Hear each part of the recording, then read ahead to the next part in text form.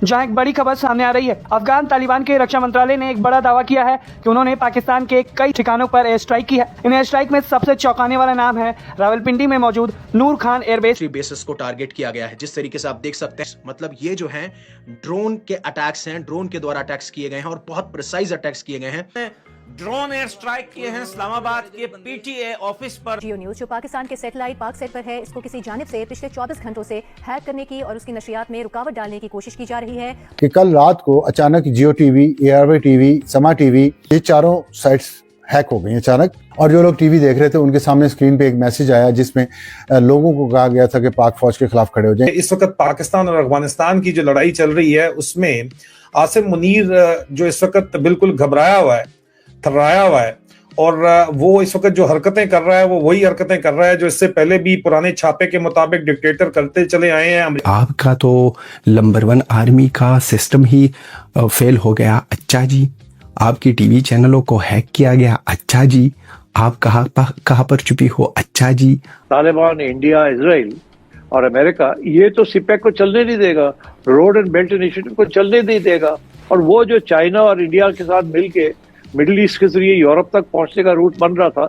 उसको भी अब नहीं बनने देंगे। सोचे कि हमें जंग में धकेल के, वो लोग तो आराम से हैं, हम जंग भी कर रहे हैं एक दूसरे के साथ और अपने मुल्कों में मुजाहरे करके अपनी जायदादों को आग लगाते हैं, तो क्या मिलता है। पहले ईरान का सारा डिटेरेंस इंफ्रास्ट्रक्चर तबाह हो गया, प्रॉक्सीज खत्म हो गई, सीरिया ईरान के हाथों से चला गया और अब वो ईरान के अंदर घुस गए हैं। नरेंद्र मोदी ने ये फैसला किया है कि ये फ्यूचर जो है इसी कैंप में रहना है। अफगानिस्तान के अंदर जो कुछ हुआ है इसके पीछे इंडिया और इजराइल का हाथ है और इसीलिए यह बहुत।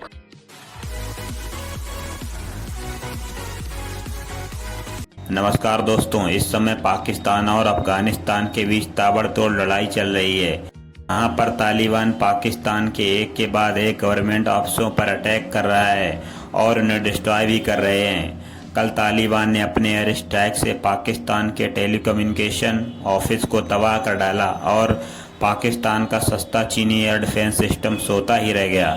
और इसके साथ साथ भारत और इजराइल भी जंग में कूद पड़े हैं और पाकिस्तान के नेशनल न्यूज़ चैनल जैसे जियो न्यूज़, एआरवाई, समा टीवी जैसे न्यूज़ चैनल्स को हैक कर लिया गया। इसके बाद से न सिर्फ पाकिस्तान की आवाम में बल्कि पाकिस्तान की फौज में भी खौफ का माहौल है। एक तरफ भारत और अफगानिस्तान तो हैं ही पाकिस्तान आर्मी की बैंड बजाने के लिए। आसिम मुनीर को डर है कि पाकिस्तान की आवाम उसके खिलाफ बगावत ना कर दे, और इसी टॉपिक पे आगे वीडियो में देखते हैं। को टारगेट किया गया है। जिस तरीके से आप देख सकते हैं, बहुत सारे मीडिया हाउसेस भी कवर कर रहे हैं, जहां पे ये लिखा गया कि Afghanistan Taliban government has claimed that their forces launched precise arm drone strikes. मतलब ये जो है ड्रोन के अटैक्स हैं, ड्रोन के द्वारा अटैक्स किए गए हैं और बहुत प्रिसाइज अटैक्स किए गए हैं, जहां पे पाकिस्तान के कमांड एंड कंट्रोल जो सेंटर है नूर खान एयरबेस जो कि रावलपिंडी के अंदर है, उनको अटैक किया गया है। क्वेता की 12th डिवीजन हेडक्वार्टर्स हैं जो कि बलूचिस्तान में है, वहां अटैक किया गया है। और काफी सारी ऐसी बहुत इंपॉर्टेंट मिलिट्री फैसिलिटीज और लोकेशन है खैबर पख्तूनवा के अंदर, उनको भी अटैक किया गया है। हालांकि जब ये रिपोर्ट्स निकल के आती हैं तो देन मिनिस्ट्री ऑफ डिफेंस जो अफगानिस्तान का है, उनके ऑफिशियल वेबसाइट या फिर आप कह सकते हो ऑफिशियल ट्विटर या एक्स हैंडल पे गया, जहां पे उन्होंने इस तरीके की कुछ पोस्ट डाली है, ड्रोन से कुछ इमेजेस कैप्चर करी हैं। हालांकि मैं बता दूं, कोई भी ऐसा वीडियो पाकिस्तान से निकल के नहीं आया है जो ये शो कर रहा है कि नूर खान एयरबेस पे अटैक हुआ है, या ना ही कोई सैटेलाइट इमेज निकल के आई है जिसमें यह पता चल रहा है कि नूर खान बेस पे अटैक हुआ भी है तो कितना डैमेज हुआ है। हां, अफगानिस्तान की जो मिनिस्ट्री ऑफ डिफेंस है उन्होंने एक वीडियो रिलीज किया जिसमें सिर्फ उन्होंने ये दिखाया है कि हम ड्रोन्स लॉन्च कर रहे हैं जो पाकिस्तान की तरफ जा रहे हैं, लेकिन एक्चुअली में कोई ना तो ऐसा वीडियो निकल के आया, ना पाकिस्तान ने अभी तक कमेंट किया है। 3 से 4 घंटे हो चुके हैं इस न्यूज को लेके, इसीलिए मैं ये कह रहा हूं अफगानिस्तान की तरफ से ये क्लेम है, क्या ये पुख्ता है? अब जब तक अफगानिस्तान की बात मानेंगे तो हां ये पुख्ता है, लेकिन क्या पाकिस्तान ने कोई कमेंट किया है? नहीं किया है। कोई वीडियो बाहर आया है? नहीं आया है। जिस तरीके से इंडिया ने ऑपरेशन सिंदूर के टाइम पे अटैक किया था तो वीडियोस भी बाहर आए थे, और इवन मैक्सेट टेक्नोलॉजीज हैं, उन्होंने सैटेलाइट इमेजेस भी शो करी थी कि पहले कैसा नूर खान एयरबेस दिखता था और उसके बाद में कैसा दिखता था। कि कल रात को अचानक जियो टीवी, एआरवाई टीवी, समा टीवी और एक तमाशा ऐप है जिसपे ये क्रिकेट खेल देख के शौकीन जानते होंगे तमाशा ऐप क्या है, मुझे भी ज्यादा इसका पता नहीं। ये चारों साइट्स हैक हो गई अचानक। और जो लोग टीवी देख रहे थे उनके सामने स्क्रीन पे एक मैसेज आया जिसमें लोगों को कहा गया था कि पाक फौज के खिलाफ खड़े हो जाएं। तो ये पाक फौज के जो खिलाफ मैसेज आया, ये बड़ा ही एक खतरनाक ट्रेंड था और फिर उसके ज़ाहिर है हैक हुआ था। पता चल गया कि वो एक सैटेलाइट अपलिंक के जरिए हैक हुआ और वो उस एरिया से हैक हुआ जो इसराइल और इंडिया के अंडर एरियाज आते हैं, वहां से वो सैटेलाइट ऑपरेट हो रहा था। तो इससे आप अंदाजा कर सकते हैं कि इसराइल ने और इंडिया ने हमारे साथ क्या इस वक्त उन्होंने सिचुएशन की हुई है। और ये हैक होना कोई मामूली चीज नहीं होती, इससे ये होता है कि आपका सारा, इससे वो किसी भी और जगह कोई और चीजें भी हैक कर सकते हैं। और एक मैसेजिंग उन्होंने की लोगों को पाक फौज के खिलाफ, पाकिस्तान के खिलाफ, उस वक्त जब इतनी सेंसिटिव सिचुएशन पाकिस्तान के इर्द गिर्द है, अफगानिस्तान से पाकिस्तान की डायरेक्ट जंग जारी है, इंडिया के साथ एक जंगी माहौल है, सिर्फ सीज फायर हुआ है, ईरान इस वक्त एक बहुत बड़ी जंग में उलझा हुआ है, खलीजी ममालिक जंग में उलझे हुए हैं, पाकिस्तान का उसमें बहुत सारा रोल है। उस दौरान पाकिस्तान में ये हंगामे होना अचानक, उसमें इतने लोगों का मारा जाना और फिर साथ ही शाम को एक मैसेज आ जाना जिसमें लोग जो अभी भड़के हुए हैं उनको ये कहा जाए कि उठ जाएं आप। तो आप सोचिए ये खाली ये इत्तेफाकात नहीं है, ये इसके पीछे पूरी प्लानिंग है। और प्लानिंग ये है कि पाकिस्तान को भी डिस्टेबलाइज किया जाए अब, और पाकिस्तान को भी जो एक न्यूक्लियर पावर है इस्लामी दुनिया में वाहिद, इसको भी जरा हिलाया जाए। और नरेंद्र मोदी ने ये फैसला किया है कि ये फ्यूचर जो है इसी कैंप में रहना है और इसी कैंप में उनकी बेहतरी है, ये उनका फैसला है। तो इसलिए अफगानिस्तान के अंदर जो कुछ हुआ है इसके पीछे इंडिया और इसराइल का हाथ है और इसीलिए यह बहुत खतरनाक डेवलपमेंट है और इसे पाकिस्तान की जो लीडरशिप है उसे गौर से सोचना पड़ेगा कि अब क्या किया जाए, बिकॉज इनडायरेक्टली इसके पीछे अमेरिका भी है।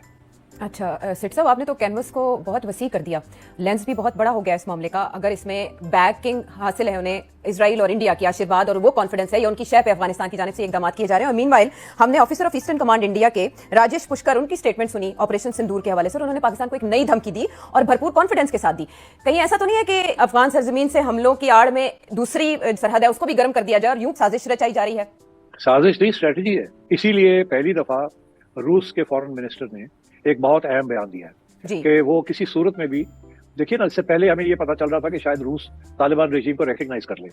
इसी तरीके के साथ हमें ये पता चल रहा था कि चाइना जो है उसके तल्लुकात बेहतर हो रहे हैं तालिबान के साथ। मगर हुआ ये है कि चाइना को इस बात का एहसास हो गया कि अब ये जो नया एजेंडा बना है तालिबान, इंडिया, इसराइल और अमेरिका, ये तो सिपेक को चलने नहीं देगा, रोड एंड बेल्ट इनिशिएटिव को चलने नहीं देगा। और वो जो चाइना और इंडिया के साथ मिलके मिडिल ईस्ट के जरिए यूरोप तक पहुंचने का रूट बन रहा था उसको भी अपने बनने देंगे ये। तो ये तो एक बहुत बड़ी गेम ग्लोबल स्केल पे हो रही है और जिसके अंदर अब इंडिया ने, जैसे कहते हैं ना, अपना वजन एक तरफ डाल दिया है और वो वजन बड़ा वाजे है और बहुत बड़ी ग्रेट गेम अब शुरू होने वाली है, जिसके साथ इंडिया और अमेरिका और इसराइल एक तरफ होंगे, अलाइन होंगे, और उधर रशिया, चाइना, और रशिया को भी पाकिस्तान के करीब आना पड़ेगा, और टर्की ये दूसरी तरफ होंगे। तो जो इंडिया एक जमाने में ब्रिक्स का बहुत अहम रोल उसमें अदा करना चाह रहा था, वो अब ब्रिक्स के अंदर इंडिया अदा नहीं करेगा वो रोल। इंडिया अब क्वाड के अंदर वापस जाएगा और इंडिया अमेरिका के साथ और करीब होगा। इसीलिए अमेरिका के साथ उन्होंने अपने तल्लुकात बेहतर कर लिए। अभी जो रिसेंटली जो नरेंद्र मोदी ने अमेरिका के साथ, डोनाल्ड ट्रंप के साथ जो मुकाबला किया है बिजनेस के ऊपर, वो तो कह रहे हैं कि हम $500 बिलियन की